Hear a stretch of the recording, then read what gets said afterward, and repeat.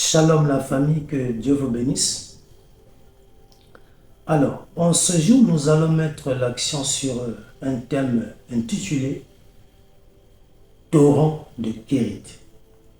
Ou encore, si tu veux, le torrent de Kérit. Et là où tu es là, tu dis, frère Chris, torrent de Kérit là, c'est encore quoi? Ça, c'est quelle invention? Tu as ramassé un terme et tu veux épater les gens. Attache la ceinture, bien-aimé. Alors, nous allons vite faire répondre à cette question et par la suite, nous allons poser les bases et nous allons prendre un cas pratique biblique pour que, d'accord, cet enseignement ne soit plus un secret pour toi. Alors, 1 Roi 17, verset 3. Ici, c'est l'Éternel qui parle au prophète Élie. Et là, Dieu dit, pars d'ici, dirige-toi vers l'Orient et cache-toi près du torrent de Kérit qui est en face du Jourdain. Donc, dans ce passage biblique, il est mentionné torrent de Kérit. Ah, donc là, tu comprends avec moi que ce n'est pas une invention du frère Christ, mais c'est biblique. Mais en réalité, la bonne question allait être celle-ci. Pourquoi baser l'enseignement sur le torrent de Kérit? Pourquoi étudier le torrent de Kérit? Quel est en réalité l'intérêt? C'est de ça qu'il s'agit. Et donc Dieu m'a mandaté en ce jour pour te parler du torrent de Kérit, afin que tu puisses comprendre quel est l'intérêt, d'accord, de connaître ce torrent de Kérit. Alors, c'est quoi donc ce torrent-là? Alors, ce que tu dois retenir, Kérit dérive d'un terme hébreu, karat. Et karat veut dire coupure, c'est-à-dire la capacité de couper. Et lorsqu'on dit couper, ça veut dire c'est comme si on coupait une chose en deux. Donc là, si tu regardes bien, qu'est-ce qu'on vient de faire là? On vient donc de séparer cette chose-là en deux. Donc, Kérit est un lieu de séparation. C'est-à-dire que Dieu te sépare du reste du monde. Mais pour quel but? Attache la ceinture. Tu vas comprendre tout à l'heure. Je suis en train de poser les bases au mal. Kérit veut aussi dire se retirer. Ça veut dire que Dieu te retire pendant un temps pour te placer quelque part. Donc le fait qu'il te retire d'un milieu pour un autre, d'un endroit à un autre, en quelque sorte, Dieu te prend pour t'isoler quelque part. Donc le torrent de Kérit est un lieu d'isolement où Dieu va t'isoler pendant un moment. Ah, il y a quelqu'un qui dit, ah, si Dieu me met en isolement, c'est que Dieu m'a abandonné. Non. Pendant cette phase-là, Dieu ne t'abandonne pas. Mais Dieu te place en un endroit pour te former. Et Kérit veut aussi dire tailler. C'est-à-dire que Dieu te met à part pour te tailler, te former pour un but. Kérit veut aussi dire mettre fin à une relation ou briser une alliance.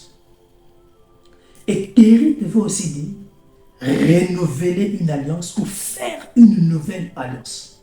Donc, en quelque sorte, le torrent de Kérit, c'est sortir d'une ancienne alliance et rentrer dans une nouvelle alliance. Voilà. Lorsque tu comprends déjà toutes ces bases, là, tu commences déjà à comprendre. Donc, en fait, c'est comme si Dieu met en place un processus qu'il faut respecter avant d'aller à une mission. Donc Dieu veut t'envoyer en mission. Mais cependant, il se dit, si il t'envoie en mission juste comme ça, tu risques d'échouer ou tu risques de commettre beaucoup d'erreurs. Alors, Dieu par la suite dit quoi? Je dois d'abord mettre en place une école par laquelle mon élément va passer. Et une fois qu'il termine cette école, l'élément serait en train d'acquérir une maturité qui lui permettra de bien mener sa mission. C'est-à-dire que Dieu te forme et te montre en réalité comment tu es censé, bien aimé, aborder la chose afin que ta mission soit une réussite. Donc, quand tu passes par des temps d'isolement, on lève l'idée en tête que Dieu t'a abandonné. Non, c'est tout simplement que Dieu veut t'enseigner. Quand tu passes deux fois par les temps d'isolement où tu es seul et que Dieu permet que tous ceux qui sont tout autour de toi puissent te quitter, cela ne veut toujours pas dire que c'est mauvais. Mais deux fois, Dieu veut te montrer tout simplement le caractère des gens qui sont tout autour de toi. Et Dieu, par la suite, veut te faire passer dans une école où tu dois apprendre à dépendre totalement de lui seul. D'accord? Et donc, en gros, quand tu passes par un temps de désert, ne te lamente pas. Mais la bonne question à se poser est celle-ci. Seigneur, que veux-tu que je puisse comprendre par rapport à ce que je traverse? Ou qu'est-ce que tu m'enseignes par rapport à ce que je suis en train de vivre? C'est quand tu poses cette question, c'est là où tu intéresses le Saint-Esprit à te parler. Attache la ceinture. Bien-aimé, écoute, même Dieu, avant qu'il ne mandate Moïse pour une grande mission, celle qui était de délivrer son peuple entre les mains des Égyptiens et par la suite prendre ce peuple-là, le conduire à Canaan. Mais Dieu, avant d'envoyer Moïse, Dieu l'a fait passer par une école. D'abord, la traversée du désert, d'accord, pour faire de lui un homme fort, rempli d'énergie. Et par la suite, quand il arrive chez Jéthro, en un premier temps, il est berger. Question pour lui d'apprendre l'art du leadership.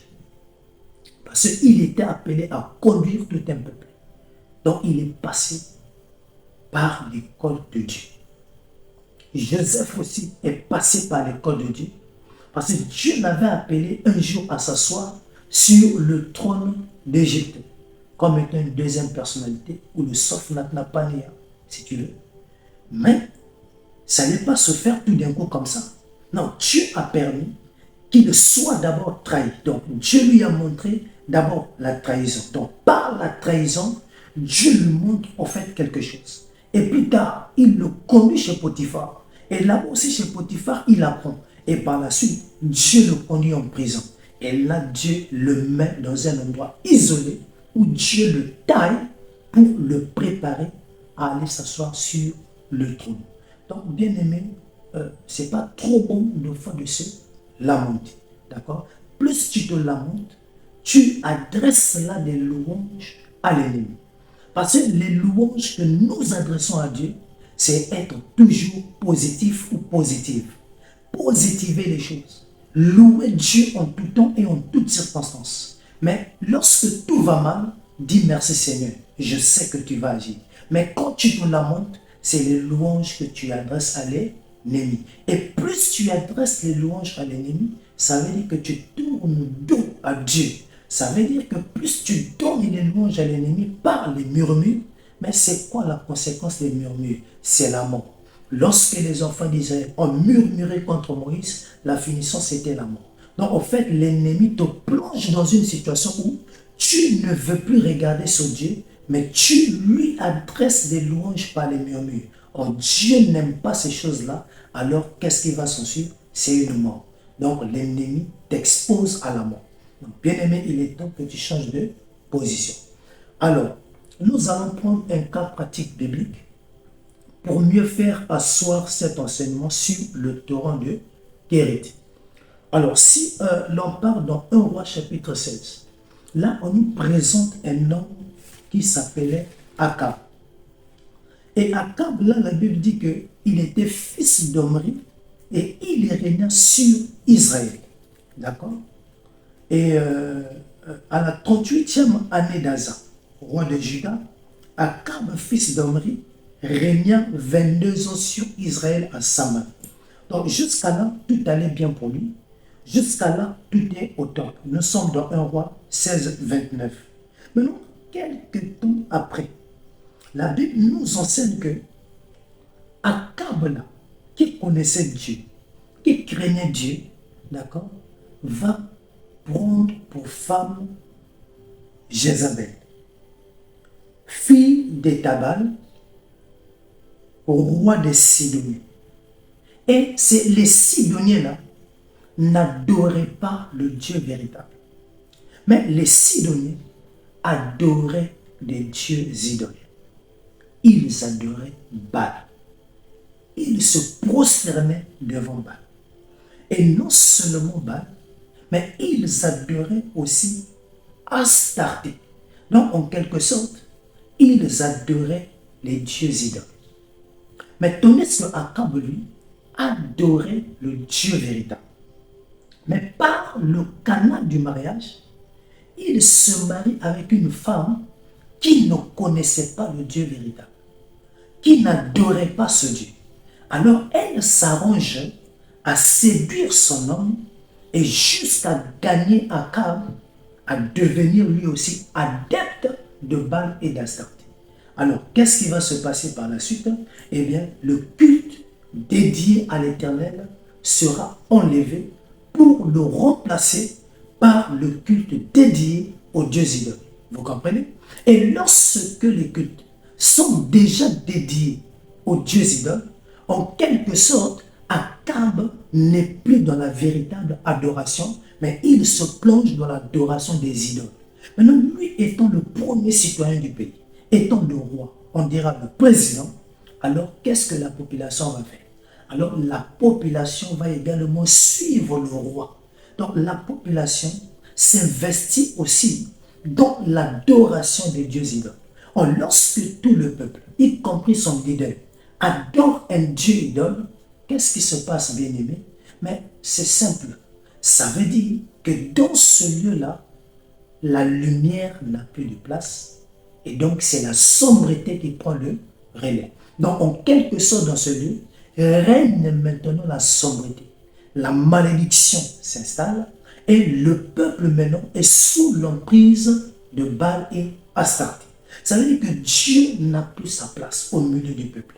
Ça veut dire que Dieu ne trouve plus son compte au milieu du peuple. Ça veut dire que Dieu est mis de côté. Ah, mais lorsque Dieu regarde, Dieu dit, ah, donc ce peuple-là m'a mis de côté. Ce peuple-là ne me reconnaît plus.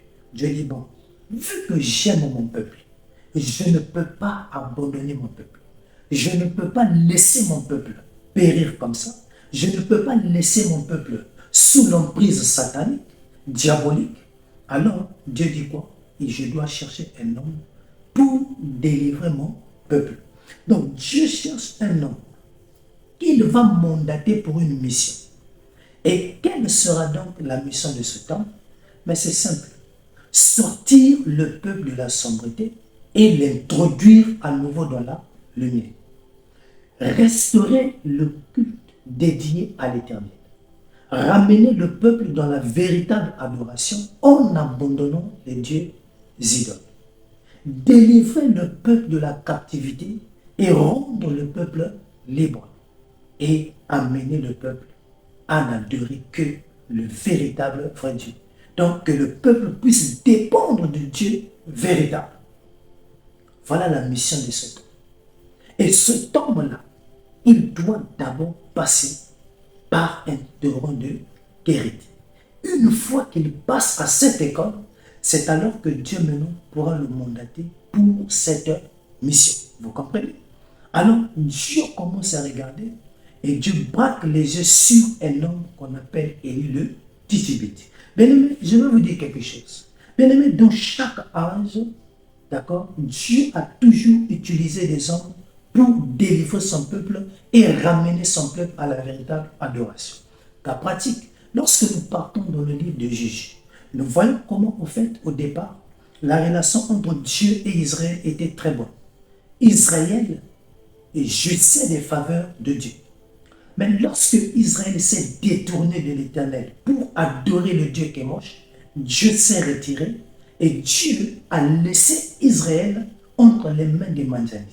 Et la Bible nous montre que les Madianites ont fait ça dur à Israël, de telle sorte que Israël était sous l'emprise des Madianites pendant 7 ans. Et durant toutes ces 7 années, Israël s'aimait, mais ne jouissait pas du fruit de ses mains. Il ne jouissait pas de son travail. Pourquoi? Parce que, en fait, Dieu les avait livrés entre les mains des Madianites. Donc, tout ce que Israël faisait, c'était au profit des Madianites. C'est les Madianites qui jouissaient. Eux, ils travaillaient, mais c'est d'autres personnes qui jouissaient. Et pendant 7 ans. Mais c'est une fois qu'ils ont reconnu qu'ils avaient péché contre l'Éternel, et c'est alors qu'ils se sont humiliés devant Dieu. Et dès que Dieu a vu cela, Dieu a choisi un homme de la foule, au nom de Gédéon, qui était devenu un libérateur pour le peuple d'Israël entre les mains des Madianites. Au temps de Samson, c'était la même chose. Le peuple était sous l'emprise des Philistins. Mais Dieu a vu la famille d'un Danite, c'est-à-dire la famille de Manoah, et dans cette famille-là maintenant, Dieu a oué un enfant au nom de Salomon, de Samson, et par Samson, Dieu a délivré son peuple entre les mains des Philistins. Donc vous comprenez que à chaque fois que le peuple quitte l'alliance avec Dieu, et quand le peuple reconnaît son erreur, et quand le peuple revient dans l'alliance, Dieu utilise toujours un canal par lequel il délivre complètement son peuple. Et ici aussi, nous comprenons que l'atmosphère spirituelle d'Israël est sous l'emprise d'un Dieu idole. Nous comprenons que donc en ce lieu règne quoi? La malédiction, la sombreté, le noir.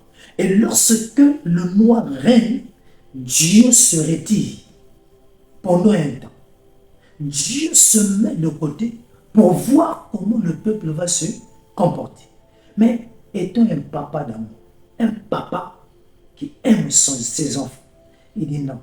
Si je laisse mes enfants dans cette situation, mes enfants vont périr. Alors qu'est-ce qu'il fait? Il va faire appel à un homme au nom d'Élie. Il va dire à Élie, bon, je vais te mandater pour une mission. Donc tu es censé délivrer mon peuple entre les mains des dieux idoles.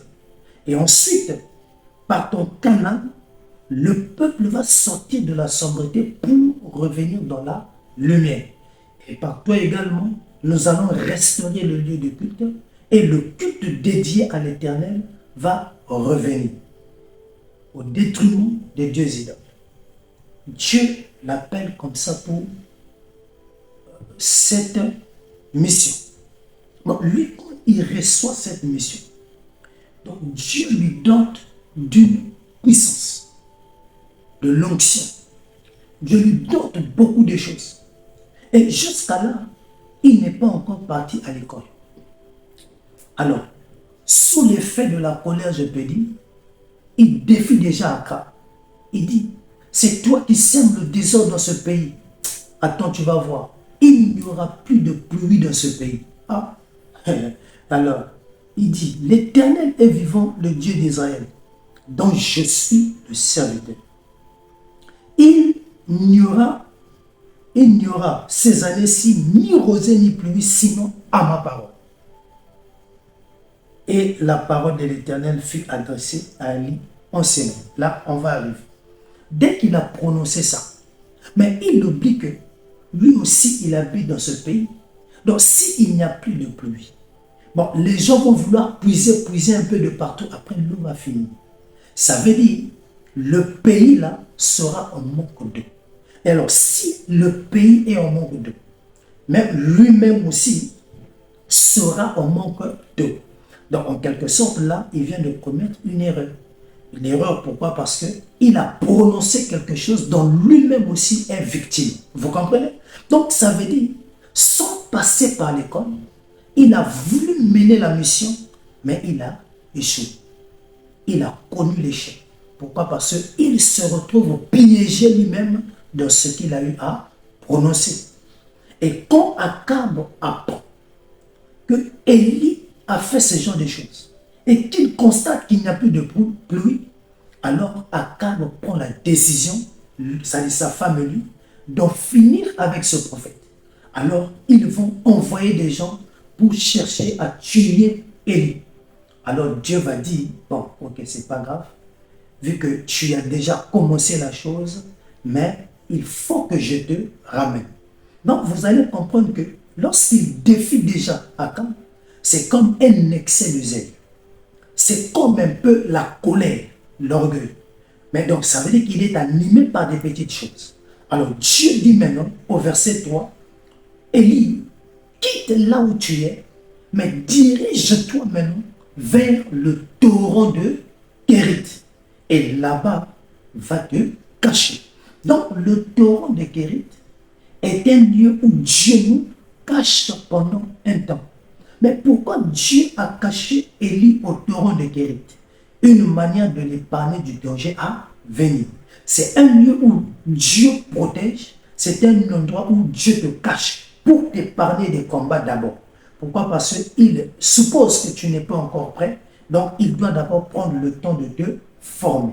Donc lorsqu'il se retrouve au torrent de Kérit, il est complètement séparé du monde. Donc il se retrouve dans un endroit où il est totalement isolé. Ce lieu d'isolement ne veut pas dire que Dieu l'a abandonné. Non, ça veut tout simplement dire que Dieu le met à part. Il l'épargne du danger, mais par la suite, Dieu va profiter de ce temps-là pour le former, pour le tailler, d'accord, par rapport à ce qu'il désire. Parce que Dieu est le potier et nous sommes l'argile. Lui étant le potier, il nous donne la forme qui lui plaît. Il sait que Élie est destiné pour une grande mission. Mais pour mieux réussir cette mission, ou pour mieux aller pour réussir cette mission, Dieu doit le façonner, lui donner la forme qu'il faut pour aller pour sa mission. Raison pour laquelle Moïse, avant qu'il ne rentre dans l'état présent de son ministère, il a fait le désert. Il était devenu berger et Dieu l'a choisi. Joseph aussi est passé par des réalités. Donc, bien aimé, lorsque tu passes par des temps où Dieu te met à l'écart, où tu es isolé, ne te lamente pas. Bien aimé, au contraire, profite de ces temps-là et profite des enseignements que Dieu va te donner parce qu'en sortant de là, c'est pour accomplir des grandes choses. Oh my, attache la ceinture. Donc, le torrent de Kérit est un lieu d'isolement. C'est un lieu où Dieu te sépare du monde. Et c'est un lieu où Dieu te brise. D'accord? Et c'est un lieu où Dieu te fait comprendre qu'en réalité, tu dois apprendre à te rabaisser. Amen. Attache la ceinture, nous allons continuer. Donc, Dieu lui dit pas. Et si vous regardez le verset 5, il partit et fit selon la parole de l'Éternel. Et il alla s'établir auprès du torrent de Kérit qui est en face du Jourdain. Il a respecté, d'accord, l'ordre de l'Éternel. Donc ici, c'est quoi? C'est la notion de s'humilier, d'accepter l'ordre du Père, obéir aux ordres du Seigneur. Voilà d'abord le torrent de Kérit. Ça t'amène à être fidèle, à obéir aux directives du Père. Par la suite, tu finis par comprendre, c'est un lieu où tu pars te cacher, d'après le verset 2. Ok. Maintenant, une fois qu'il arrive au torrent de Kérit, là, maintenant, regarde le verset 4. Dieu dit, tu boiras de l'eau du torrent et j'ai ordonné au corbeau de te nourrir là. Donc Dieu dit, tu t'en vas au torrent. C'est là-bas maintenant que tu trouveras de l'eau pour boire. Et j'ai ordonné, c'est Dieu qui a ordonné au corbeau de le nourrir. Alors, si nous prenons par exemple le verset 6, les corbeaux lui apportaient du pain et de la viande le matin et du pain et de la viande le soir. C'est-à-dire que non, les corbeaux le nourrissaient matin, soir. Vous comprenez? En l'apportant du pain et de la viande. Alors, ce que nous devons retenir, le torrent de Kérit est un lieu de provision surnaturelle. Pourquoi? Parce que Dieu le conduit dans un endroit où il y a de l'eau en abondance. Tout en sachant que dans la ville, dans le pays, il n'y a plus d'eau. Mais lui, il se retrouve dans un endroit où Dieu met à sa disposition de l'eau. Non seulement de l'eau, mais également de la nourriture. Donc, le torrent de Kérit est un lieu où Dieu te prépare pour te nourrir, pour t'apporter des provisions surnaturelles. Une dimension où Dieu veut te faire croître afin que l'onction coule en permanence. Donc, c'est un endroit où Dieu va te préparer. Dieu va t'enseigner et Dieu va te nourrir.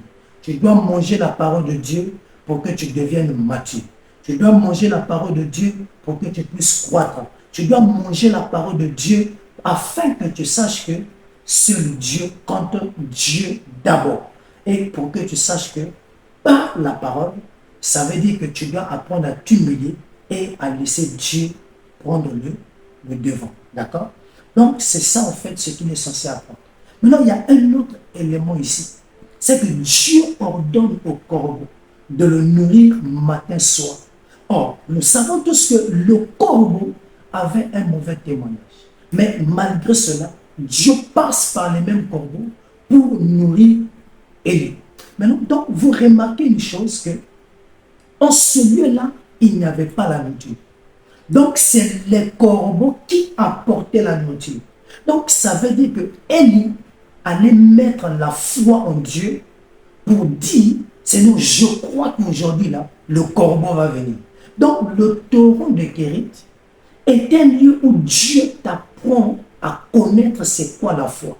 Et par la suite, il t'amène à mettre ta confiance en lui et à ne dépendre que de lui. Ça veut dire que tu t'effaces et tu dis, je compte à Dieu, je compte en l'Éternel. Ça veut dire que tout ce que je suis censé faire ici, j'attends seulement les directives venant de Dieu.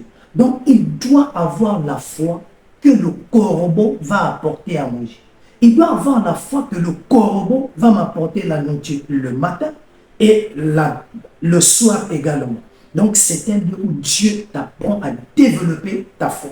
C'est un endroit où Dieu t'apprend à mettre ta confiance totalement en lui, à ne plus dépendre des hommes, mais à ne dépendre que de Dieu lui-même. C'est en ce lieu où Dieu t'apprend que tu dois dépendre de ton Dieu, c'est-à-dire que c'est à Dieu de te conduire.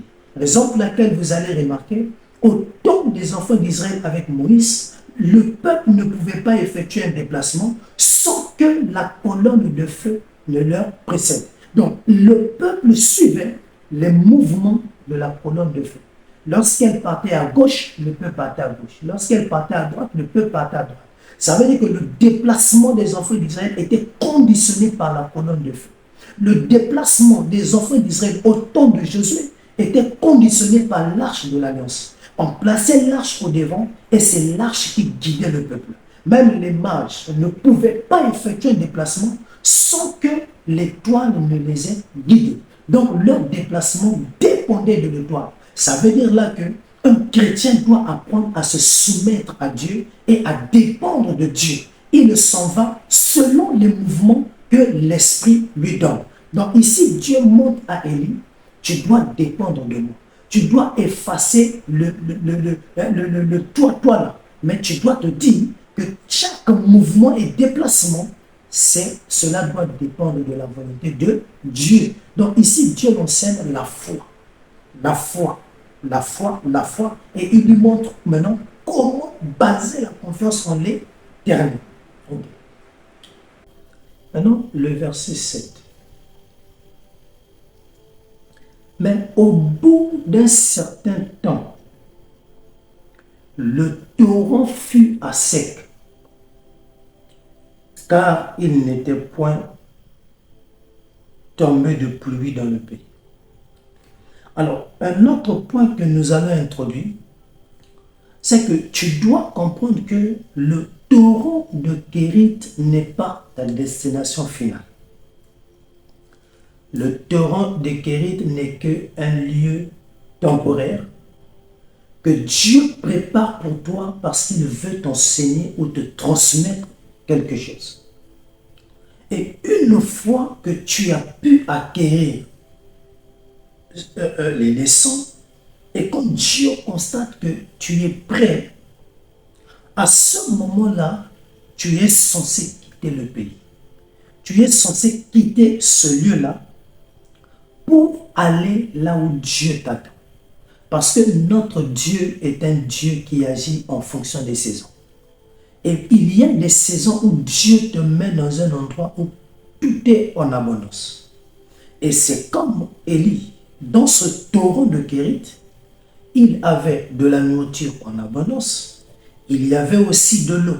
Mais quelque temps après, le torrent fut sec. Or, le torrent devient sec.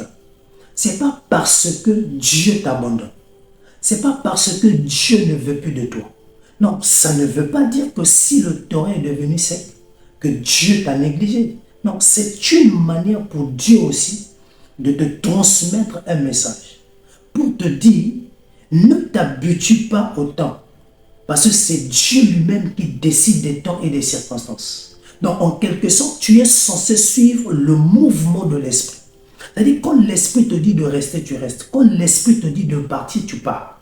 Mais ne fais pas la tête dure ou ne cherche pas à faire les choses selon ta propre volonté. Parce que le torrent t'apprend à dépendre de Dieu, à te laisser aller par Dieu et à faire confiance à l'Éternel. Et ça veut dire, à partir de torrent, tu serais en train de comprendre les moyens que Dieu utilise pour transmettre le message. Tu serais en train de comprendre la manière que Dieu fonctionne et tu serais en train de comprendre les humeurs de Dieu et du Saint-Esprit. Donc ici, le torrent devient une manière pour Dieu de lui dire, il est temps que tu quittes cet endroit parce que les leçons que j'avais programmées pour toi en ce lieu, tu les as déjà terminées. Je t'amène à un autre endroit où tu iras apprendre encore d'autres choses. Et là, Dieu le prépare maintenant pour le conduire à l'école de Sarepta. Donc, c'est pour dire à quelqu'un, en fait, le torrent de Kérit, ce n'est pas ta destination finale, mais ce n'est qu'un passage. Ce n'est qu'un lieu temporaire où Dieu travaille avec toi pour te former vite fait et par la suite t'amener ailleurs pour apprendre et continuer encore la marche. Donc, pour dire à quelqu'un, quand tu es dans un torrent de Kérit, cela veut dire que Dieu ne t'a pas abandonné. Dieu ne t'a pas laissé, mais au contraire, il t'appelle, il te forme, te taille, afin que, bien-aimé, que tu puisses aller mieux faire la mission pour laquelle Dieu t'a appelé. Et vous allez remarquer, une fois que Élie quitte le torrent de Kérit, alors Dieu le conduit dans une nouvelle saison qui est la saison de Sarepta. Et dans cette saison de Sarepta, il va encore apprendre beaucoup de choses. Et c'est une fois qu'il termine toutes ses écoles, et là Dieu constate que son élément est prêt pour le combat. Son élément est prêt pour la guerre. Et Dieu dit, au départ, tu as peut-être fait les choses par enthousiasme, sans formation, mais par le canal des deux écoles, torrent de Kérit et Sarepta, tu as beaucoup appris. Et là, je crois que tu es prêt. Alors, il est temps maintenant pour toi d'aller combattre Akab. Et c'est une fois qu'il finit avec toutes ces expériences-là, c'est alors maintenant qu'il s'en va donc défier les prophètes de Baal. Et donc là, nous sommes dans 1 Roi 18. Et une fois qu'il défie les prophètes de Baal, vous allez remarquer une chose, que Dieu ne l'avait pas abandonné, Dieu ne l'avait pas délaissé, tout simplement parce qu'il avait compris, appris comment amener Dieu en scène et comment amener la présence de Dieu à être tangible. Dieu est descendu et Dieu a confirmé Élie. Et par la suite, tous les prophètes de Baal ainsi que ceux d'Astarté ont été éliminés. Et Élie et Akab vont quitter la scène, ce qui fait par la suite que le pays ne sera plus de la sombreté. La lumière va revenir et par la suite, le peuple finira par comprendre que le véritable Dieu qu'il faut adorer, c'est pas Astarté, c'est pas Kémok, c'est pas Baal, mais c'est l'Éternel. C'est le Dieu des cieux, créateur de toutes choses. Et là, par la suite, le pays qui était pris en otage par les dieux idoles sera donc délivré. Et il y aura restauration du lieu de culte et le culte dédié à l'Éternel sera restauré et le peuple va revenir sur la véritable adoration. Donc cela montre que le passage d'Élie par le torrent de Kérit était très bénéfique, tout simplement parce que Dieu lui préparait pour une grande mission. Est-ce que la mission a été un succès ou pas? Oui, ça a été un succès parce que Élie a délivré le peuple entre les mains des dieux des idoles. Donc voilà un peu, bien aimé, ce qu'on pouvait se dire en ce jour par rapport au torrent de Kérit. Donc le torrent de Kérit est un lieu où Dieu te cache pour te protéger contre tes ennemis. Par la suite, il va te façonner à sa juste valeur, à ce qu'il veut, à ce qu'il désire. Il va t'isoler pour t'apprendre beaucoup de choses. Et par la suite, il mettra à ta disposition des provisions surnaturelles. Et par la suite, il va t'aider à développer ta foi et à mettre ta confiance totale en lui. Et par la suite, il va te faire comprendre que tu dois dépendre de Dieu. Ne te laisse pas emporter par les événements, mais sache-le que c'est Dieu qui te donne les orientations. Quand il te dit, là c'est bon, tu dois quitter le lieu, tu dois le quitter pour aller ailleurs. Voilà un peu ce qu'on pouvait dire par rapport au torrent de Kérit. Que Dieu vous bénisse richement. On est ensemble. Merci beaucoup.